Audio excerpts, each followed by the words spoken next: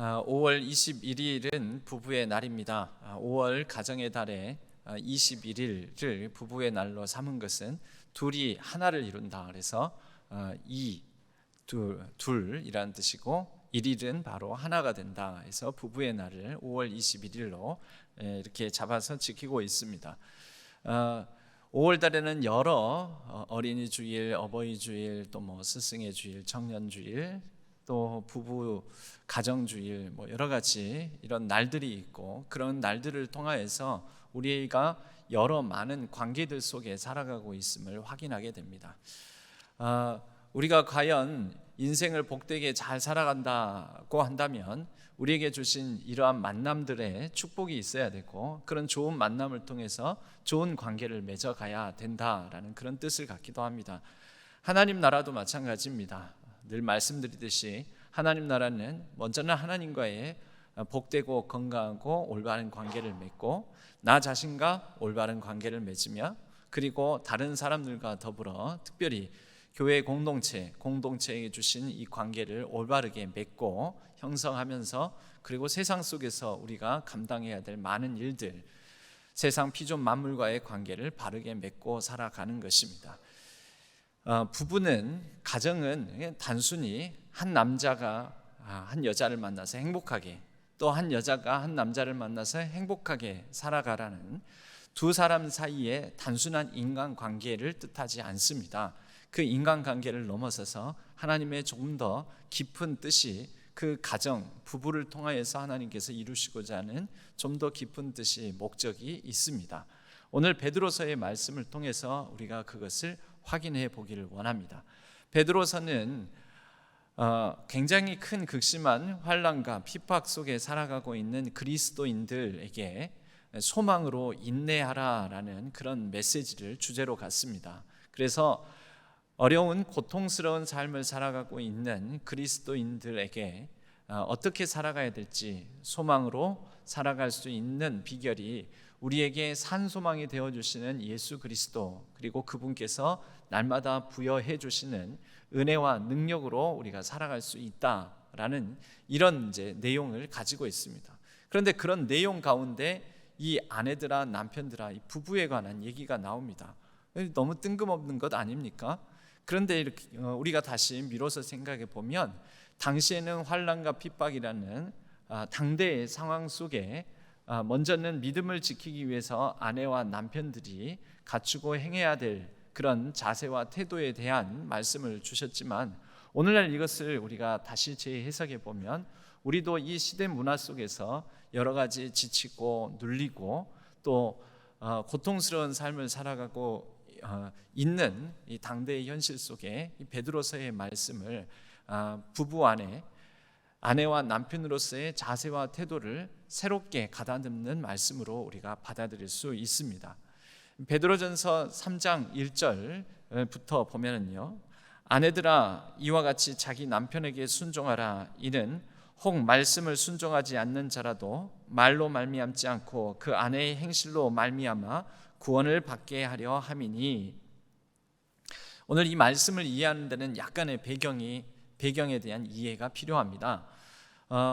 당시 여성들의 삶은, 이 서신서가 쓰여졌던 당대의 여성들의 삶은 남성들에 비해서 굉장히 지위가 낮았습니다. 그리고 당대의 문화와 배경과 상황 속에서 여자들의 삶이라는 것은 한낱 남자들의 부산물, 소유물, 또 남자들의 시선, 눈에 들어서 그 남자들의 그런 오직 호의에 의해서 살아가는 그런 삶이었습니다. 여자들이 의견을 밝히는 것도, 생각하는 것도, 또 뭔가 어떤 행실을 통해서 누군가의 인생에 영향력을 미치는 것도 그렇게 생각하지 않던 시절입니다. 인격체가 아니지요. 이 로마 이 시대에 이런 속담이 있었습니다. 아내는 빌려줄지언정 돈은 빌려주지 말아라. 이런 속담이 있습니다. 무슨 뜻을 갖습니까? 아내의 지위가 돈, 소유물보다 지위가 더 낮았다라는 것입니다. 먼저는 아내, 즉 여성들에 대한 폄하와 무시가 담겨 있는 말이고요. 그리고 소유, 즉 돈, 물질에 대해서 존중하는 가치관을 담고 있는 말입니다. 돈을 높이고 사람인 여성은 낮추고, 당시 여성이 태어나면, 첫째가 여성이 태어나면 그래도 첫째니까 그 다음에 아들 낳으면 되니까 이제 이런 마음이었는데, 만약에 연거푸 딸을, 둘째 딸이 태어나면 둘째 딸 이하부터는 안 키우려고 했습니다. 그래서 딸을 내다버리는 경우가 많았습니다. 둘째 딸 이하부터는 사람으로, 키워야 될 사람으로 생각하지 않았다라는 것이죠. 이 딸을, 둘째 딸 이후부터 키우는 데는 오히려 재물이 허비되고 낭비되고 이들을 부양하고 살아가는 것이 별로 의미가 없는 일이다.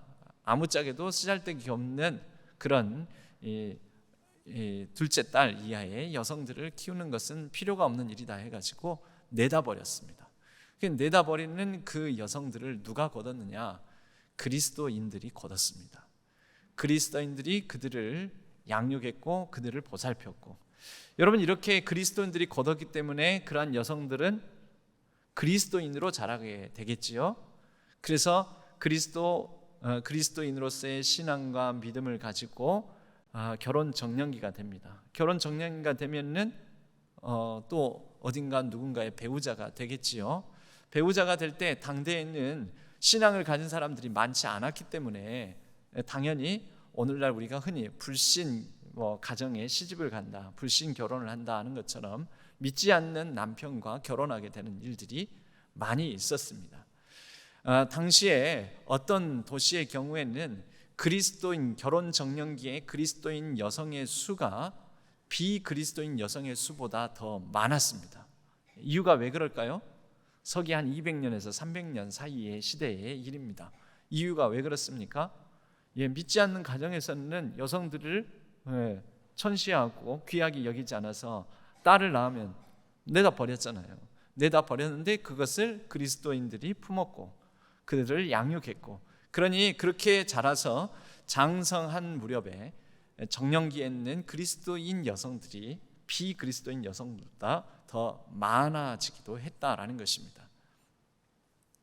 그렇게 결혼을 하면 확률적으로, 상대적으로 믿음의 가정을 이루기보다는 신앙이 없는 남자와 결혼해서 그렇게 살아가는 경우가 많았겠지요. 바로 이때 이 그리스도인 아내 된, 그리스도인 신앙을 가진 여성들에게 주신 말씀이 오늘 베드로서의 말씀인 것입니다. 혹시 말씀을 순종하지 않는 자, 신앙이 없는 사람, 불신앙자, 불신자, 그러나 말로 말미암지 않고 말이 아니라 그 아내의 행실로 말미암아 구원을 받게 하려 함이다. 여러분, 당시에는 여성의 발언권이 없었고 또 여성들이 하는 말은 법적 그 증언으로서의 효력도 없었습니다. 그만큼 여성들의 말을 이렇게 믿어주지도 않고 존중해주지 않는 시대였습니다. 그리고 여성들이 어떤 인생에 자신의 삶을 두고 어떤 의미와 가치를 가지고 살아가느냐 했을 때 그냥 남자들의 눈에 잘 들어서 그 남자들의 필요와 욕구를 채워주고 그 가정에 필요한 일들만 하는 그냥 그런 부리는 존재로서 그런 의미, 인생의 의미를 가지고 살고 있었습니다. 그러니 자신의 삶을 바라보는 관점이 다분히 남성 중심의, 남성에게 예속된 삶을 살고 있었던 것이죠. 그런데 이러한 시대에 그러한 가치관과 사고를 익숙하게 하고 있는 당대의 여성들에게 인생을 살아가는 의미와 가치가 그런 것뿐이 아니다, 그건 너머에 좀 더 귀하고 하나님이 원하시고 바라시는 삶의 의미와 목적이 있다라는 것을 말씀하는 것이 이 베드로서의 말씀입니다. 너희의 두려워하며, 무슨 두려움이겠습니까? 남편을 두려워함? 세상을 두려워함? 세상의 문화와 가치를 두려워함일까요? 그렇지 않습니다. 믿음의 아내들이잖아요. 그리스도인 아내들이기 때문에 하나님을 두려워함, 즉 하나님을 알고 하나님과의 관계를 바탕으로, 이 두려워함을 우리는 경외라고도 표현하죠. 하나님을 경외함으로 그 하나님의 경외함 속에서 겉모습만, 외모만, 그래서 남자들의 눈길을 받기 위한, 눈에 들기 위한 그러한 인생의 목적을 가지고 살아가는 것이 아니라 행실을 바르게 하고 그 정결한 행실을 통하여 선한 영향력을, 여성이 영향력을 미칠 수 있는 시대가 아닌데 선한 영향력을, 좋은 영향력을 미친다라는 것입니다. 너희의 단장은 머리를 꾸미고 금을 차고 아름다운 옷을 입는 외모로 하지 말고, 이것이 여성의 목적, 여성의 삶의 이유가 아니라는 거죠. 존재 이유가 아니라는 것입니다.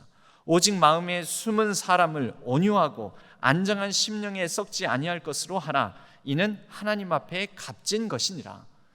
하나님을 믿는 사람이니 하나님께서 값지게 여기시는 것을 바라보고 그 가치와 의미를 따라 자신의 삶과 자신의 존재 이유와 그리고 인생을 살아가는 목적을 새롭게, 마음 자세와 태도를 새롭게 하라라는 그런 의미인 것입니다.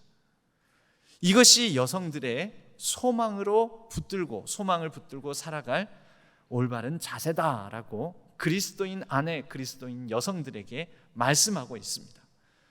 여러분, 이것은 당대에 있는 사실 상당히 혁명적이고 전복적인 가치관입니다. 그 시대의 지배적인, 그냥 이 시대에 태어났으니 이 시대의 여성으로 이 시대에서 남들 살아가는 대로, 다른 여자들 살아가는 대로 그렇게 살다가 그냥 죽는 거지. 아니요. 그렇게 살던 대로, 늘 하던 대로 살지 말아라 라는 메시지가 바로 이 말씀 가운데 있는 것입니다. 그리고 여성의 행복이 단순히 남자에 의해서만 좌우되는 것이 아니다라는 것이죠. 행복이 뭡니까? 삶의 특별한 의미와 목적을 가지고 살아갈 때 행복의 값어치가 더 높아집니다. 행복의 질이 더 나아집니다. 여성으로서의 삶의 행복이 남자들의 눈에 들고자 하는 외모를 가꾸는 것으로만 이루어지는 것이 아니다라는 것이죠. 좀 더 높은 차원의 의미와 여성으로서 태어난 삶에 하나님께서 부여하시는 놀라운 존재의 목적이 있다. 결국 이것은 당대 여성들이 지배적으로 붙들고 살아가는 가치관에 대해서 자유케 하는 말씀이기도 합니다. 그러한 자유로 남편들에게 바른 행실과 바른 자세와 태도와 그리고 삶을 살아가는 특별한 의미, 새로운 목적을 가지고 살아가는 모습을 보여주므로 그 남편을 변화시킬 수 있는 계기를 삼아라. 그런 말씀이 바로 이 아내들을 향한 권면입니다. 그럼 남편들을 향해서는 7절에 이와 같이 권면을 합니다. 이와 같이 지식을 따라 너희 아내와 동거하고, 여기서 지식을 따라라는 말씀은 좀 더 넓은 이해와 좀 더 깊은 이해를 바탕으로 살아라라는 것입니다. 당대의 남자들이 가지고 있던 시대에 대한 이해, 당대 남성들이 가지고 있었던 지배적인 가치관, 그것은 뭐냐면 여러분, 그리스 로마 이 문화는 과시 문화입니다. 자기 자랑, 무엇으로요? 소유물로, 더 귀한 것을 내가 가지고 있는 것으로 말미암아, 그래서 자신의 강함을 드러내고 약함은 감추고, 약함은 부끄러워 여기고, 강함을 드러내고 좀 더 높은 거, 좀 더 힘센 거, 좀 더 많이 가진 거, 이런 과시적인 문화를 통해서 여성을 소유물로 내가 지배하고 강요하고 억압하고 내 뜻대로 내 마음대로 해도 되는, 그렇게 여성을 대하는 가치관을 가지고 있었습니다. 시대의 남성이 가지고 있는 지배적인 문화 속에서 그러한 이해를 가지고 살아가고 있었다라는 것이죠. 그런데 지식을 따라 그런 시대에 대한 이해, 그런 지배적인 가치관 너머에 좀 더 넓고 좀 더 깊은 삶을 향한, 또 동등한 인격체로서의 여성을 향한 이해를 바탕으로 여성들과 더불어서 살아가고, 그리고 그를 더 연약한 그릇으로 알고, 여러분 여기서 연약하다는 게 모자라고 능력이 좀 적은, 능력이 없는 이런 의미에서의 연약함이 아닙니다. 보통 귀하고 가치 있는 것이 조심조심 다루고 더 다루는 데 있어서 주의를 기울이고, 여러분 가치 있는 것일수록 연약하지요. 그리고 연약한 것으로 알아서 귀하게 다루지요. 그런 마음 상태를 가지라라는 것입니다. 여성들을 더 귀한 것으로, 아주 가치 있는 것으로, 그래서 소중하니까 더 아끼는 마음으로, 그런 그릇으로 알아라라는 것입니다. 또 생명의 은혜를 함께 이어받을 자, 여러분 여자들은 구원을 받지 못한다, 여자들은 신의 은총을 입지 못한다라는 생각을 가지고 있는 그리스 로마 문화 속에서 여성들도 동등한 사람으로 보고 구원을 받을 자로, 구원의 능력이 나타나는 자로, 그리고 구원의 놀라운 역사가 이 여성들을 통해서도 펼쳐질 수 있다라는 이해를 가지라라는 것입니다. 그래서 생명의 은혜를 함께 이어받을 자, 구원, 너도 여성도 나도 남성도 함께 더불어 구원을 이루어가는 자로 귀하게 여기라라는 것입니다. 여러분 이것이 당대에 있는 굉장히 혁명적인 권면이요 가르침입니다. 이렇게 안 살아도 됩니다. 그때 당대의 남성들은 살던 대로 하던 대로 그 문화가 시키는 대로 지배적인 가치관 속에서 살면 되는데, 그것이 복된 삶이 아니다. 그것으로부터 자유하라라는 말씀이 오늘 이 남편들을 향한, 남성들을 향한 가르침입니다. 물론 이 가르침은 비그리스도인이 아니라 그리스도인 남성들을 향해서 말씀하고 있는 것입니다. 여러분 결국은 아내들이나 남편들을 통하여서 단순히 자손 번성을 위해서가 아니라, 또 남자의 행복, 여성의 행복을 위해서가 아니라, 부부를 이뤄가고 남편과 아내의 부부 사이를 통하여서 하나님께서 그 부부 사이를 통해서 이루시고자 하는 구원의 놀라운 목적이 있다라는 것이지요. 여러분 이 땅에 살아가는 동안에만 우리가 구원을 선택할 수 있습니다. 구원을 받을 수가 있지요. 죽고 난 다음에는 그 뒤늦게 믿어야지 이렇게 안 되잖아요.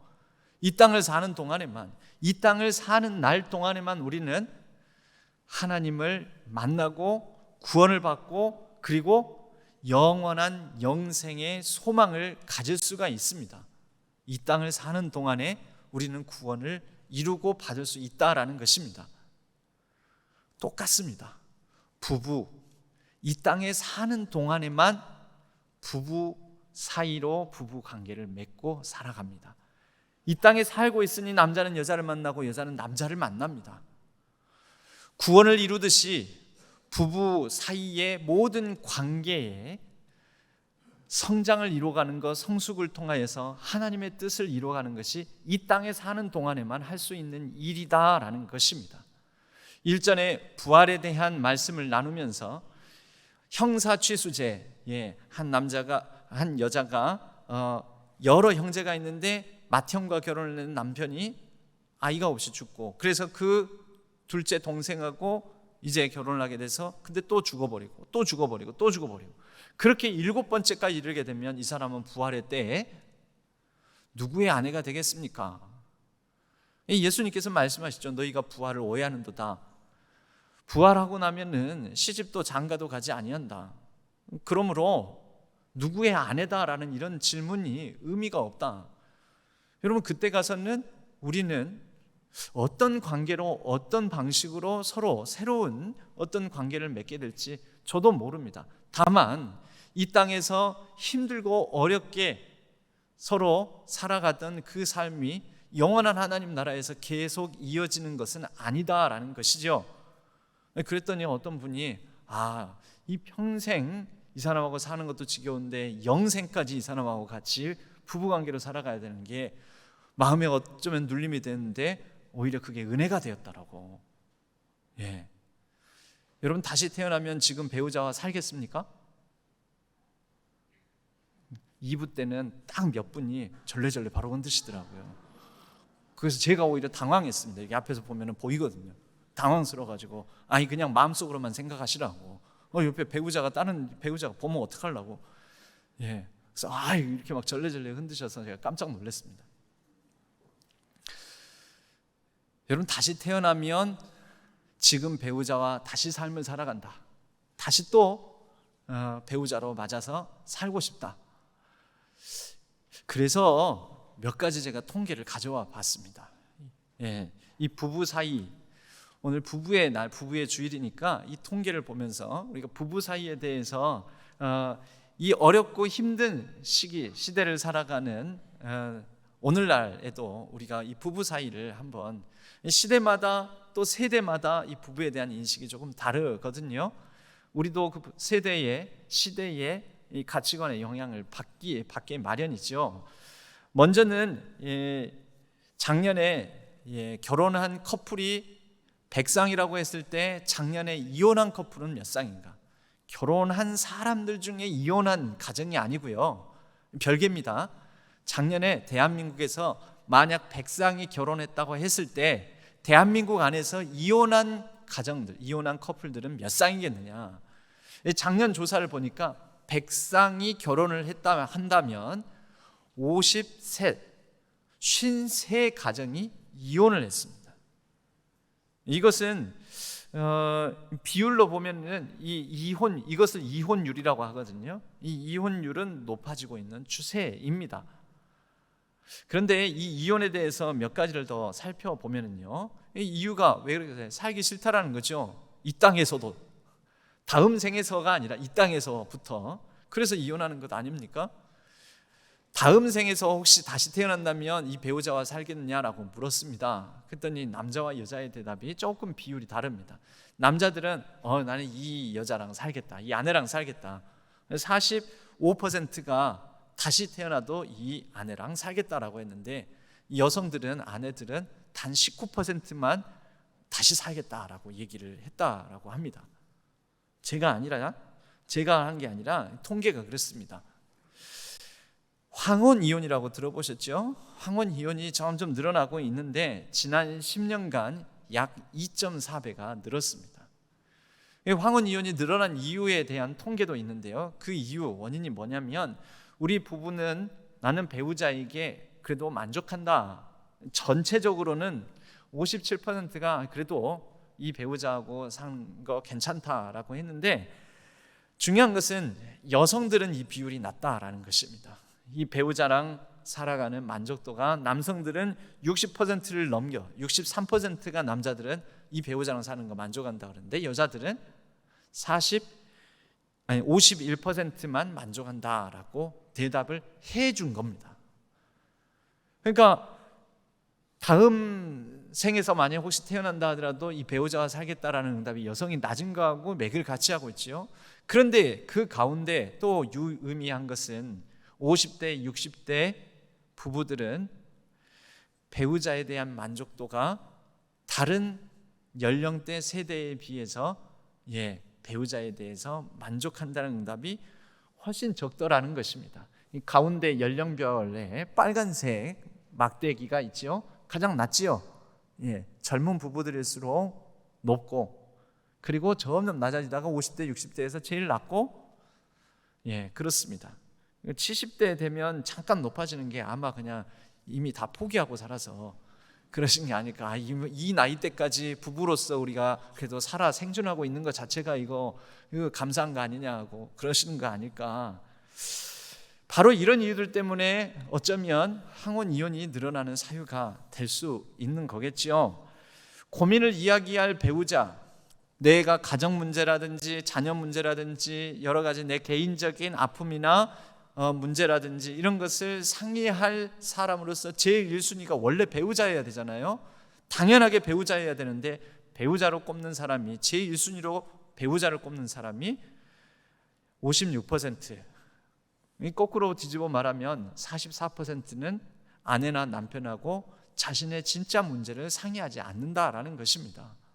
우선 부모님에게 찾아가고, 또는 친구에게 가고, 또는 형제 자매에게 가고, 배우자에게는 우리 아내가 우리 남편이 알면 안 돼요, 이렇게 한다는 거죠. 이거 부부 관계에 대해서 우리가 한번 생각해 봐야 되는 거 아닙니까?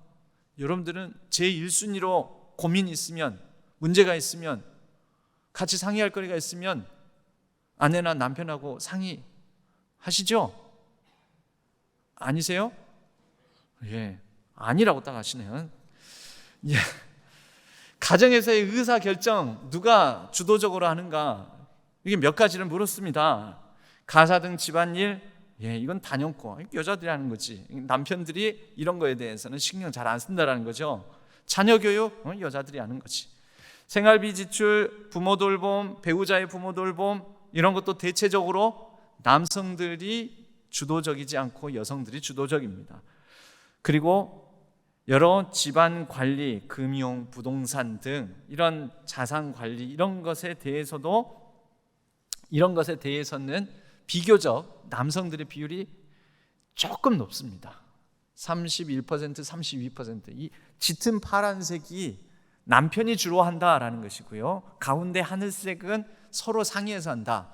빨간색은 아내가, 여자가 주도적으로 한다라는 것입니다. 근데 이것에 대해서 사실은 거의 동률입니다. 상의해서 한다, 남편이 한다, 아내가 한다. 거의 다 30%, 30%, 30%대. 근데 남자들이 대체적으로 같이 상의해서 한다라는 비율이 현격하게 높은 게 뭐냐면 여가 생활. 같이 휴가 가고 같이 어디 놀러 가고 하는 거. 이건 제일 마지막에 있는 가족 여가에 관한 것은 상의해서 한다는 비율이 높지만 이것에 대해서도 여성들의 의견이 주도적인 게 남성에 비해서 2배나 더 높더라는 것입니다. 한마디로 말하자면 전체적으로 보면 남편이 주로 결정하는 것은 없다. 그럼 여성 상위의 시대라는 것일까요?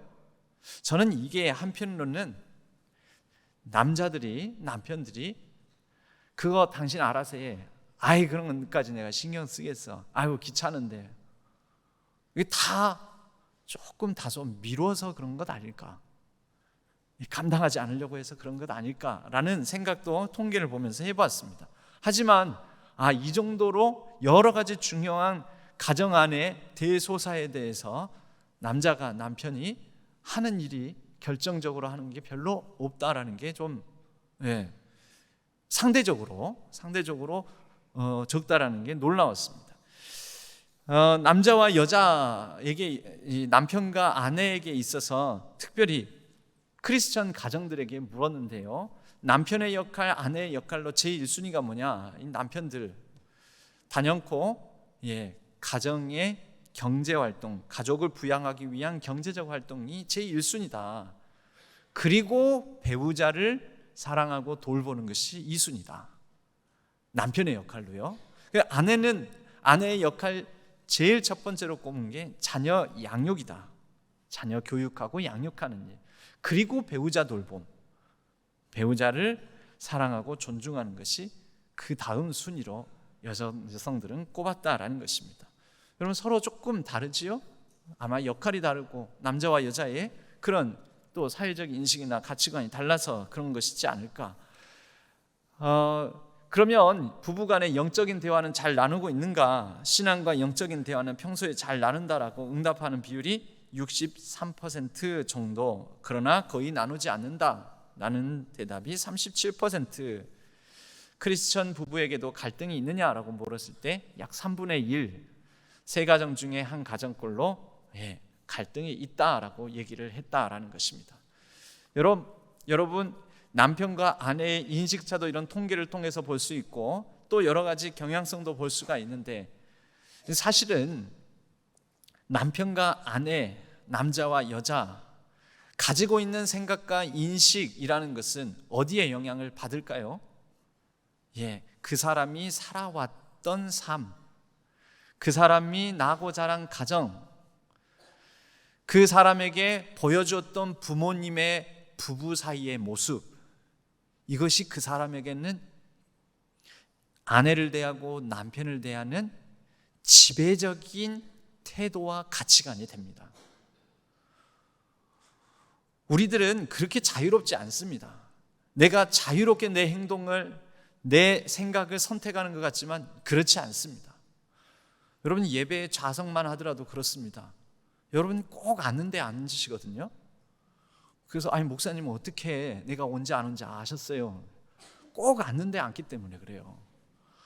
그래서 이렇게 대충 봤는데 저 자리에 원래 익숙하게 계셔야 될 분이 안 계시네? 안 보이시네? 그 봐요 여러분들, 자리만 하더라도 내 마음대로 앉는 게 아니에요. 늘상 해오던 대로, 살던 대로, 앉았던 대로 그렇게 앉습니다. 그렇게 삽니다. 베드로서가 뭐라고 얘기한다고요? 여성들아, 아내들아, 그때 당시의 가치관을, 그것이 여성으로서의 존재 의미와 목적이라고 생각하고 살지 말아라. 뒤집어 엎는 거죠. 남성들아, 그 시대의 남성들이 갖는 지배적인 가치관을 가지고 여성을 대하지 말아라. 자유하라는 거죠. 벗어나라는 거죠. 마찬가지입니다. 오늘날에도 남성과 여성이 서로를 대하는 가치관들이, 그러나 지배적인 생각들이 있습니다. 점검해보라는 것입니다. 오늘날에도 내가 갖는, 자라면서 여자를 대하고 남자를 대하고 아내를 대하고 남편을 대하는 이 모든 모습이 혹시 우리 부모님들이 나에게 끼친 영향은 아닌가? 내 세대의 산물 아닌가? 내가 잘못 생각하고 있는 것은 아닌가? 점검하고 돌아보라는 것이죠. 부부 사이가 좋다라는 것을 흔히 뭐가 좋다고 얘기합니까? 저 부부는 참 좋아. 뭐가요?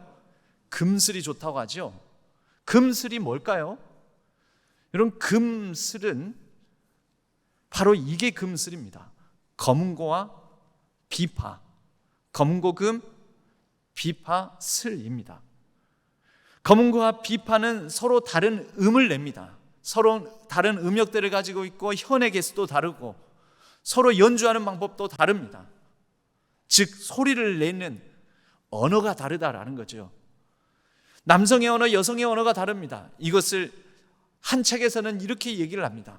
화성에서 온 남자, 금성에서 온 여자, 이런 책이 있습니다. 서로 쓰는 언어가 다르다라는 거죠. 미국에서 살고 있는 한국 사람들에게 물었습니다. 미국하고 한국하고 어디에서 사는 것이 더 좋아요? 그랬더니 갈리더라는 거죠. 한 반 좀 넘는 분들은 미국이 더 살기 좋아요. 아니, 한국이 더 살기 좋아요. 이러고 한 40% 정도 되는 분들만 미국이 더 살기 좋아요. 그러더라는 거죠. 여러분 생각에는 미국이 더 살기 좋습니까? 한국이 더 살기 좋습니까? 안 살아봐서 모르죠. 솔직히. 그런데 미국이 더, 한국이 더 이렇게 얘기한 분들을 가만히 보니까 한국이 더 살기 좋다라고 말하는 분들을 보니까 영어를 잘 못합니다. 미국에서 살기는 하지만 영어를 잘 못해요. 미국이 더 살기 좋아요 하는 분들 보니까 영어를 잘합니다. 여러분, 우리의 살기 좋다라는 것을 결정하는 건 뭔지 아십니까? 말이 통해야지 살기 좋은 것입니다. 편리하고 발달되어 있고 뭐가 좋은 게 많이 있고, 아니요. 말이 통해야지. 넓은 집에 살고 있어서 우리는 나는 참 살기 좋아가 아니라 넓든 좁든 말이 통하는 집안에 살고 있어야 살기 좋은 것입니다. 여러분의 가정은 말이 통합니까? 서로 언어가 소통이 됩니까? 남편의 언어가, 여성의 언어가 이해가 됩니까? 서로 검고와 비파가 어우러져서 화음을 내고 조화를 이루고 아름다운 소리를 만들어내고 있습니까? 여러분, 서로 말이 통하지 않으면 아무리 풍요롭고 넉넉한 곳에서도 살기 힘들고 괴롭습니다. 그러나 말이 통하면 그곳이 어느 곳이든지 살만합니다. 살기 좋은 곳이 되는 것입니다. 부부 사이는 서로 소통을 통하여 교통하고, 그런 소통을 통하여 형통하고, 그런 소통이 되지 않을 때에는 고통이 되는 사이가 부부 사이입니다. 근데 서로의 언어가 많이 다르긴 합니다. 성경은 부부 사이의 이 소통, 이 관계를 통해 서로를 이해하고 알아주고 존중하고 또 섬기고 하는 이 모든 일들을 통해 이 땅에서만 이룰 수 있는 구원을, 이 땅에서만 이룰 수 있는 하나님의 뜻을 더 온전히 이뤄갈 수 있다라고 가르칩니다. 그래서 이 부부 사이를 교회와 그리스도, 예수 그리스도와 교회, 그리고 하나님과 우리 사이의 비유로 부부 사이를 많이 듭니다. 하나님과 우리 사이가 통할 때, 그리고 하나님과 우리 사이가 온전한 관계를 맺을 때 우리 인생에 좀 더 복 있고 가치 있고 의미 있는 삶을 살 수 있다라고 성경은 가르칩니다. 부부 사이가 바로 서로 통할 때 서로가 서로의 의미를 존중해주며 더 아름답고 복된 삶을 살아갈 수 있다라는 것이죠. 존 가트맨이라는 분이 있습니다. 평생 한 학자로서 50여 년 동안 3,600쌍의 부부들을 연구해서 이분이 결론을 내렸습니다. 부부 사이의 상호관계, 상호작용이 일어나는 것을 내가 3분만 관찰하면 95%의 확률로 이 부부가 행복하다, 행복하지 않다라는 것을 나는 결론 내릴 수가 있다. 3분만 보면 안다라는 것이죠. 그러면 그 3분 동안에 뭘 봤을까요? 세 가지. 과연 이 부부 사이가 서로에 대한 서로를 알고 친밀감이 있는 우호감을 가지고 있는가? 그렇지 않으면 서로에 대해서 모르고, 그러니까 오래 살아도 난 저 사람이 저럴 줄 몰랐어요. 그 지도를 안 갖고 있다는 거죠. 여러분, 언제 우리가 헤매고 방황합니까? 자동차 타면 우리가 목적지를 향해서 갈 때 요즘은 맵, 지도, 내비게이션을 가지고 거기에다가 찍지 않습니까? 서로를 향해서도 지도를 가지고 있어야 된다는 거죠. 아내는 남편의 지도를, 남편은 아내의 지도를. 그것을 존 가트맨은 사랑의 지도라고 합니다. 알고 있어야지 방향을 잃지 않고, 알아야 함께 목적지를 향해서 잘 갈 수 있다라는 것입니다. 그렇지 않으면 길을 잃고 헤매고 방황한다는 거죠. 여러분, 사람마다 영린이라는 게 있습니다. 영린, 건들지 말아야 될 것. 영린이 뭐냐면 거꾸로 돋은 비늘. 원래 용은 전설 속 동물이지 않습니까? 원래 용은 순하다고 합니다. 순해서 사람이 타고 놀 수 있는 동물인데, 사람에게 이롭고 사람과 더불어서 친밀하게 지낼 수 있는 동물인데, 용의 목에 딱 한 개의 비늘이, 용의 비늘이 다 한 방향으로 돋아져 있는데 딱 한 개의 비늘이 거꾸로 돋아져 있다는 거죠. 근데 이 용을 잡고 타고 놀고 어울리고 친밀하게 관계를 이렇게 지내다가 쓰다듬다가 잘못 쓰다듬어서 그 영리를 건드리게 되면 용은 반드시 그 사람을 물어 죽인다라는 것입니다. 여러분, 여러분들이 영린 잘못 건들면은 물 수 있습니다. 아내가 남편을, 남편이 아내를 이해를 해야 되는 거죠. 지도를, 언어를, 서로를.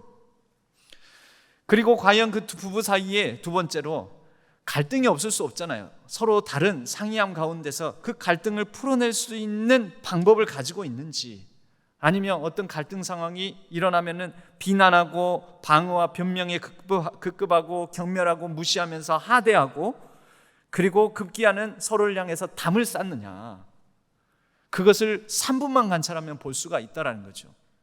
그리고 마지막으로 서로의 삶의 의미, 서로가 삶에 대해서 가지고 있는 눈이 반짝반짝 빛나는 의미를 붙드는 것에 대해서 그 가치를 공유하고 있는가, 이것을 지켜보면 과연 얼만큼 이 부부가 행복한지 불행한지를 알 수 있다라는 것이죠. 여러분, 일평생 살아오셨죠? 같이 더불어 살아오시면서 얼마나 잘 이해하려고 하고 알려고 하고 또 품어주려고 하고 그렇습니까? 오늘 말씀에는 여자를 연약한 그릇으로 알라고 그랬는데, 여러분, 시대에 따라서 조금 많이 바뀌었어요. 요즘은 남자들도 연약한 그릇입니다.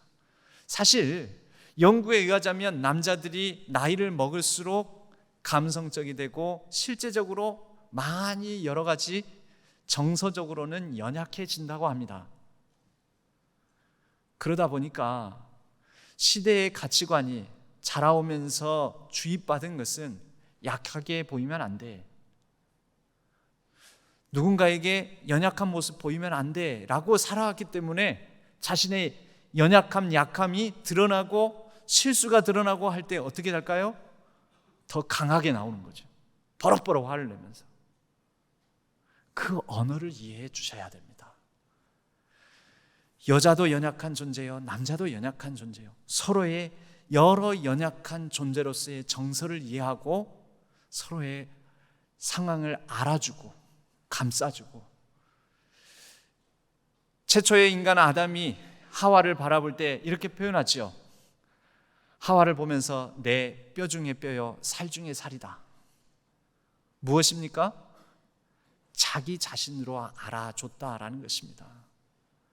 그리고 인정했다라는 것입니다. 서로를 알아주는 사이가 부부라는 것입니다. 그것을 표현한 것입니다. 아담은 하와를 향해 당신이 나고 내가 당신이야. 서로를 대하는 모습은 자기 자신을 대하는 방식하고 사실은 똑같습니다. 그래서 복음은 하나님과의 관계를 바탕으로 자기 자신과 화해를 해야 됩니다.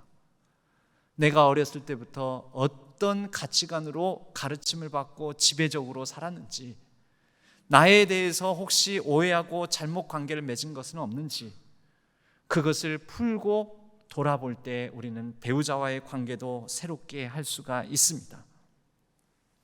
구스타프 가유보트라는 분이 이런 그림을 그렸습니다. 오르막길이라는 그림입니다. 한 부부가 있습니다. 같이 오르막길을 올라갑니다. 두 사람이 친할까요? 안 친할까요? 여러분 눈에는 어떻게 보이십니까? 안 친해 보여요. 왜요? 서로 떨어져 있으니까. 그런데 부부 사이는 사실은 이런 겁니다. 오래 살면 오래 살수록 늘 붙어 다니는 것이 부부가 아닙니다. 중요한 것은 이 오르막길을 같은 방향으로 걸어가고 있는 것이죠. 그 사이에 한 사람이 들어설 수 있는 공간이 있습니다. 그 공간 안에 때로는 자녀가, 때로는 누군가가, 생명이, 하나님이 깃들 수 있는 것이죠. 한 방향으로 주를 앙모하는 자 올라가듯이 이 오르막길을 같이 더불어 같은 시선을 가지고 걸어가는 것. 구스타프는 이 오르막길이라는 그림을 통하여 그렇게 같이 살아가는 삶의, 이제 황혼길을 향해서 올라가는 삶을 살아가는 부부를 묘사한 것입니다. 서로를 향해서 괜찮아, 좀 많이 부족하고 연약해도 그래도 잘했어, 또 고마워, 당신이 여기까지 함께 해줘서 내가 여기까지 올 수 있었어, 당신 아니었으면 여기까지 어떻게 왔을까, 아이고 애들 키우면서 애썼네, 우리가 대단한 것을 많이 이루지 못했어도 그래도 잘 살았네, 잘 살았어. 그렇게 서로를 격려하면서 서로의 연약함을 보듬으면서 서로가 더욱더 깊고 친밀한 관계를 맺으면서 검은고와 비파의 아름다운 소리가 서로의 음을 이해하면서 어우러지는 화음을 내는 복된 가정, 하나님의 구원을 이 땅에서만 이룰 수 있듯 이 땅에서만 부부 사이 관계를 통해서 이룰 수 있는 하나님 나라의 역사를 이루어가는 귀하고 신실한 모든 복된 가정 되기를 주님의 이름으로 간절히 축복합니다.